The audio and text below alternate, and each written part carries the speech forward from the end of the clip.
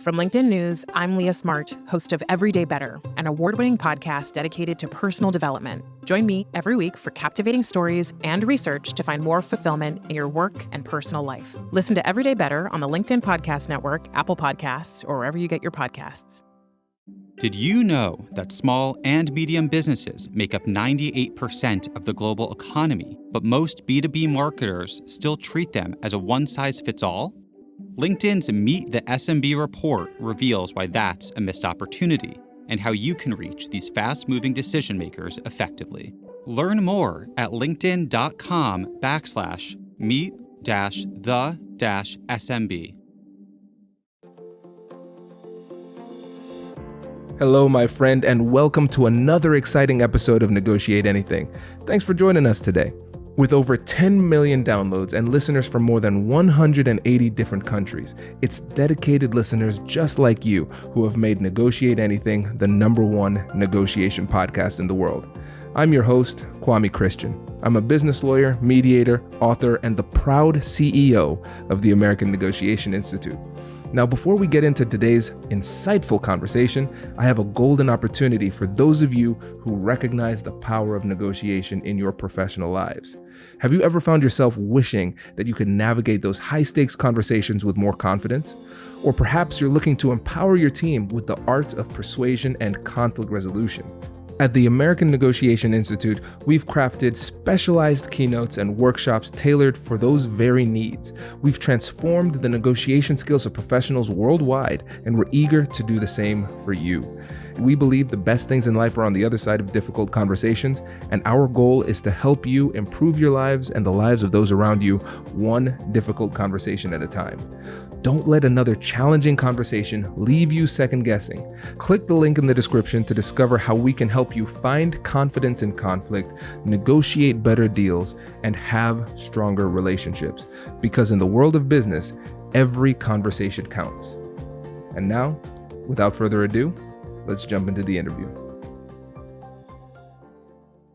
So I'll start off by saying I am a pretty terrible negotiator. And I'm sure you've heard that so many times, people that like land in your orbit, like, you know, I'll be talking about, this is why I don't negotiate any of my own speaking gigs anymore. But when I did, I would start off by saying like, oh, you know, I usually do 5, but like, just let me know what you can do. And if you can't reach it, we'll find a way. I was literally like negotiating against myself before I even got started.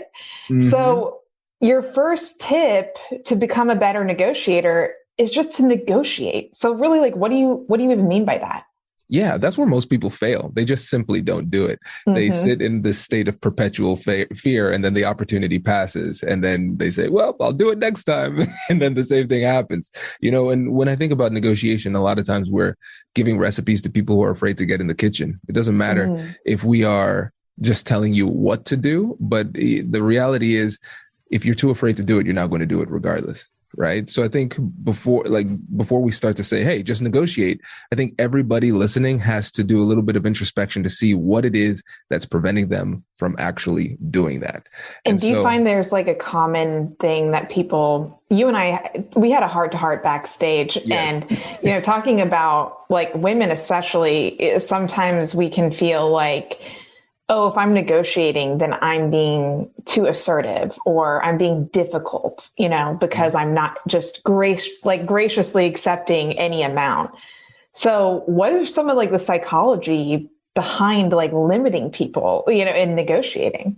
So let's talk about it from a gender dynamic position first. And so I'm going to cite my sources. This is me parroting wise women, not Kwame mansplaining. Okay. So, I love it. So a couple of things. So Women Don't Ask, which is a great book by Linda Babcock and Sarah Lashver.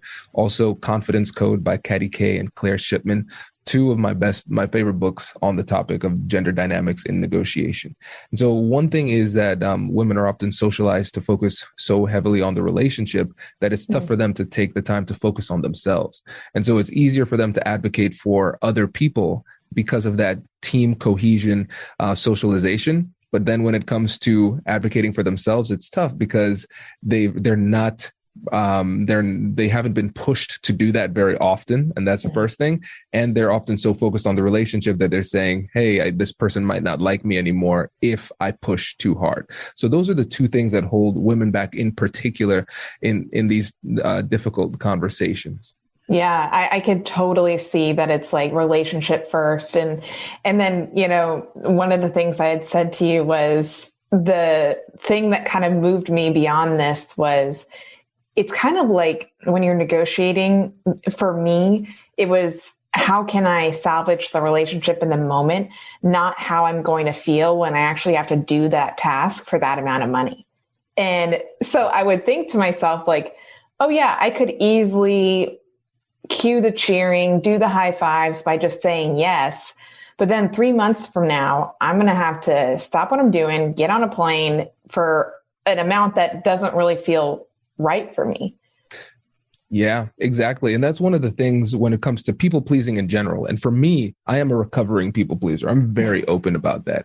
And we will say yes in the moment to protect the relationship. But what we're doing is we're kicking the can down the road because they are feeling good about the relationship, but you're feeling bad about the relationship. So the relationship still ends up in a bad place because you were unwilling to articulate what you wanted and needed in that situation. And so one simple trick that you can do to kind of hack that psychology is to imagine yourself as somebody else. So for instance, Jess, in that situation, you might say, oh, well, I might want to say yes to make this person feel good. But what if you were your own best friend? You would swoop in and say, Jess, no, absolutely. You are worth more than that. You are worth more, right? And sometimes when you kind of step outside of yourself and you think of yourself as another person, it makes it easier for you to advocate for yourself. Oh my gosh, that is spot on because, the funny part is that Michelle, who's my manager that books my speaking engagements now, she has no problem unemotionally saying, oh no, she won't do that for that rate, or she doesn't speak for free, or if you want another day of her time, this is her amount. And people love her. Like they are like, Michelle is so great. They'll even call her after the gig to keep up. And so I'm like, clearly negotiating does not damage relationships because she does it so well. So that's kind of like this false belief that I have to get out of my head that negotiating damages relationships. I find that sometimes when I'm on the other end, if I'm booking a speaker for an event or whatever, and they don't negotiate with me, I'm like, what, why did they say yes so quickly? So it is so interesting, the psychology behind it. Absolutely. Yeah. When you think about perceived value, the things you have to work harder for are the things you value the most. And so you think about relationships, that's why people value people who play the game of hard to get. It's like, oh, you want to go on a date with me? Yes. It's like, well, that was shockingly easy. Yeah. What am I missing? Right. I'm still playing hard to get 3 years into my marriage. So far, so good. But nice. So the next thing that you say to be a better negotiator is kind of feels counterintuitive. It's actually to say less, ask more questions and say less. So what do you mean by that? Yeah. So I know I'm negotiating well when the person is speaking way more than me. So the breakdown I like is 70-30. So I'm only speaking 30% of the time. They're speaking 70% of the time. That gives me what I need. I need information. That's what I need. Got it. Okay. And then the other thing is, you're less likely to make a mistake when you're saying fewer things. And so that makes it a lot easier to negotiate. And so one of the best things you can do to prepare is I have these free guides on our website. If you go to our website, americannegotiationinstitute.com/guide, you can get access to all of our free guides, like 15 plus guides, and it walks you through how to prepare. And part of that preparation is asking open-ended questions, listing the questions that you're going to ask. And you want to ask open-ended questions because it will lead to a narrative response. And in my opinion, the best open-ended question that you could ask in any negotiation is this: what flexibility do you have? That's it. So simple, but it assumes that there is flexibility. That's the first part. And then the second part is that in order to answer it, they have to spill the beans, right? Because for me as a negotiator, if they say, that's really tough for us to do, I said, that's not a no. So I'm going to get that. I love that. What flexibility do you have? And then stop talking. that is where clearly, hosting my own podcast, I like to talk, but that is where I have the tough time. It's like asking the question and then shutting the hell up and like letting them say it. Cause you're right. Sometimes you'll just get going and then you're like, well, I actually did this one for free one time. And you're like, shit, I just told them that I spoke for free at this event. And you do not want to be negotiating up from $0. That's a tough place to be, because then the question that they'll ask you is, well, what's the difference between our organization and them? Why can't you do it for us for free? Right. And now you're on the defensive responding to them. So you always want to keep the ball in their court, asking the questions and then dealing with that awkwardness, because I'm not going to act like sitting in silence is pleasurable. It's very tense. And that tension is working. It's working. So one of the tricks that I use is I start to count. Whenever there's an awkward silence, I sit there and I count. And it helps me to stay focused on something other than my tension. And I remember I was mediating a case one time and I counted up to 43 seconds. No way. Yeah. I'm literally, my palms are sweating just thinking about that. It was awful, but it was the most critical part of the conversation, and it really turned the whole mediation.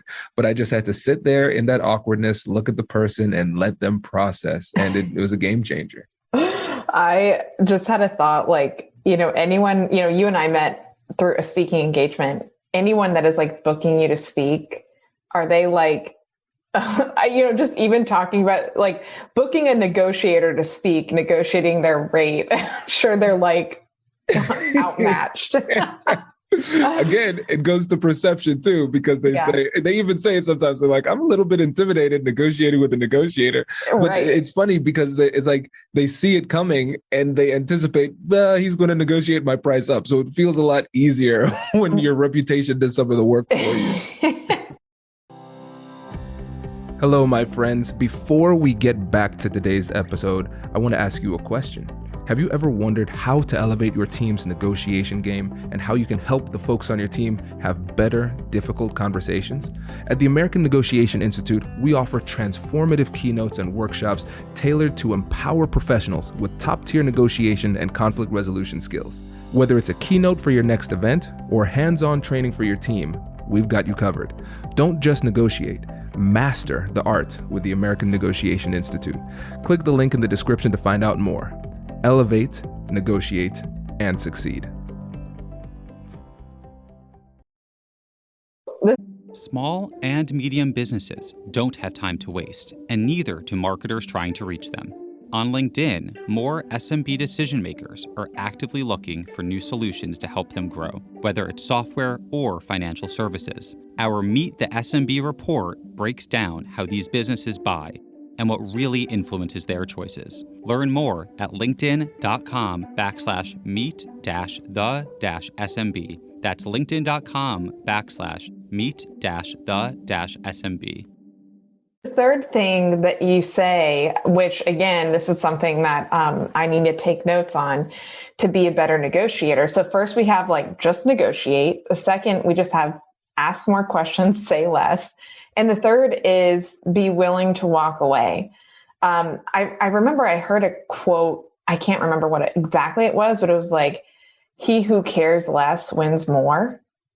Is that kind of what you're talking about here? Yeah. And it's so powerful. In any relationship, the person who needs the relationship less has more leverage in that relationship. Romantic relationship, business relationship, that's it. Because if the other person needs the relationship more, they're willing to give up a lot more in order to get what they need. But if I don't need it, then I'm not willing to give up very much because I can live without it, right? And again, that goes to perceived value as well. And so let me tell you a story. When I was getting started in my speaking years ago, of course, I wanted to do a lot of free things so I could take pictures and get testimonials and start getting that momentum. And so what I started doing, then when I started to turn the corner and say, all right, now it's time to get paid stuff, that introduced the tough situation because now I need to say no. And so I remember one time I was having a conversation with somebody. They say, oh, yeah, we don't have a budget. And I had to give that painful no, sorry, I can't do it. Okay, then 6 months later, they come back and they say, hey, we have a budget now, and the budget is X thousands of dollars. I'm like, wow. So what we're doing here is we're setting our market price. The market will adjust to whatever the lowest price is that you're willing to do. And remember, we get a lot of our business from referrals. And so if you're doing a lot of these low dollar amounts, then what's going to happen is that's what the market is going to start giving you. And so you have to walk away, but there's an art to walking away. So what you do is you say, listen, based on how the deal is right now, this isn't something that I can do. But if something changes on your end, let me know and we could work something out. And if something changes on my end, I'll do the same. So it gives you an opportunity to say, hey, it is not a no forever because things might change, circumstances might change. And it gives them an opportunity to come back to you if those circumstances change, and you've given them that opportunity to come back with their dignity because they don't look silly coming back. You've actually invited them to come back. Interesting. Like, first, setting your market value, mind blown, because it is true. It's like, to get woo-woo, I mean, it's a little bit of like manifesting, like what you're putting out there is what's going to come your way. And I remember like, I was kind of in this crossroads with speaking, and I really wanted to change, like raise my rates. But I had this bureau a while ago that like put in my head that like, no one will pay for me at this rate. And so I was really nervous about raising them and thinking that all the gigs would just go away. And someone told me, what if you just tried it for 6 months, that you did not accept any gig, $1 amount, this rate that you want, and just see what happened. And so there were opportunities where I was like, thanks, but no thanks. I'm staying here. And they're like, oh, well, crazy that you say that, because we just got a sponsor and we can and do that now. And I'm like, what? I mean, there was only maybe a handful that, when I say I lost, I felt like I didn't even really lose, because I was able to refer those gigs to other speakers that I love, that I want doing more gigs. And so it was really a lesson for me to say what you want. And then you're not being difficult by saying that I'm not going to do it for anything less than that. Absolutely. Yeah. And again, for the listeners out there saying, man, this sounds scary. Yeah, it is scary. And I don't have any kind of magic technique to get over that. You kind of have to work through it. And again, that's why my book is called Finding Confidence in Conflict, because you have to get that confidence, and there's a process to gain it, but it's just not easy to do. But once you start to flex that muscle over and over and over again, it becomes easier. And like you said, Jess, the market starts to respond, and you start to get those gigs at that specific dollar value that you're wanting, but you just have to hold firm. So, parting words of advice for like a new speaker or someone that is starting to charge for their services, that is like literally super scared, like I am sometimes, to say, no, that won't work for me, or like my rate is this, or even just feeling good about setting a value on yourself. Yes. So here's what it is. All right. First of all, we will protect the things that we value. Right. And so we have to start to value ourselves a little bit more. And sometimes it's hard for us because of imposter syndrome to truly appreciate the value that we can bring. So we should talk to our friends, our family, the people who are seeing us in a professional capacity, and ask them what they think our rate is. We might be surprised. They might see us as more valuable than we see ourselves. That's one thing that'll help you to get a little bit more confident going into these conversations. The next thing is, don't overthink this. Because I know these people listening to the podcast. I'm like you, okay? I say, oh, that's a really good idea. Let me spend like 6 years thinking about this and how I'm going to implement it in my life. And Nike says it best, just do it. So next time, this is a challenge. The next time you have an opportunity to negotiate, I want you to negotiate. All right? Ask some questions. What flexibility do you have? Stay quiet and see what happens. I love it. I feel like the next thing that comes in my inbox, they should be scared. Be like, I am armed and ready. So tell us a little bit more about where they can find you and some of the guides that you were referring to as well. Yes. So make sure you check out those guides. That's the best way to increase your confidence by preparing and practicing. So AmericanNegotiationInstitute.com/guide. Also, if you're interested in podcasts, which I assume you are because you are listening to a podcast, we have Negotiate Anything. And we are a great podcast because we have experts like Jess coming on the show to talk about how to negotiate anything, right? So in the business world, personal life, all those types of things. So that's a 5-day-a-week show. Make sure to check that out. And if you're interested in a negotiation training or conflict resolution or coaching, check out the AmericanNegotiationInstitute.com. Awesome. And I'll put all of those links on our website as well. But Kwame, thank you so much. I'm so glad that we met backstage. And for if I had just read your bio, I would have thought you were just like a hard ass and but you're really to do what you do and also just be a nice, likable guy. Kudos to you. Thank you. I appreciate that. Congratulations, you've just joined an elite club. By listening to a full episode, you're now officially on the Negotiate Anything team. So welcome aboard. What most team members do is they subscribe to the podcast because that allows them to automatically get the latest episodes of the show. The best things in life lie on the other side of difficult conversations. Keep learning, keep practicing, and keep getting better. Your relationships will improve, your career will soar, and you'll have the confidence you need to get the most out of these crucial conversations. Again, thank you for joining the team. We're excited to have you, and I will see you in the next episode. I'll catch you later.